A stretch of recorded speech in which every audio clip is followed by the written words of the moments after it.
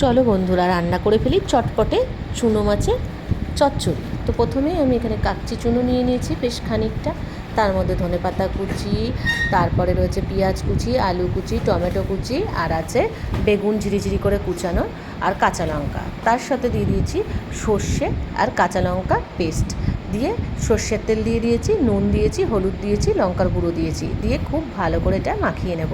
মাখিয়ে মিনিট 15 মতন আলাদা জায়গায় রেখে দেবো। তারপরে কড়াইয়ের মধ্যে একটুখানি তেল আর কালো জিরে ফোড়ন দেবো। বিশেষ এতে তেল লাগবে না, যেহেতু মাখানোতে দেওয়া আছে। এখানে তোমরা আরও চাইলে কাঁচা লঙ্কা বেশ কয়েকটা দিতে পারো, আমি অত ঝাল হয়ে যাবে বলে দিইনি। যাই হোক, তারপর এই মাখাটা আমি দিয়ে দেবো, দিয়ে একদম নাড়াচাড়া করে নেব ভালো করে।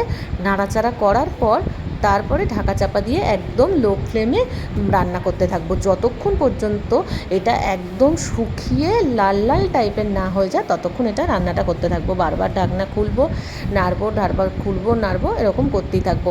আর হ্যাঁ, মাখার মধ্যে কিন্তু আমি ধনেপাতা কুচিও দিয়ে দিয়েছিলাম, চাইলে তোমরা আরও খানিকটা শেষে দিয়ে দিতে পারো। আমি আর অ্যাড করিনি কারণ গন্ধটা খুব ভালোই লাগে।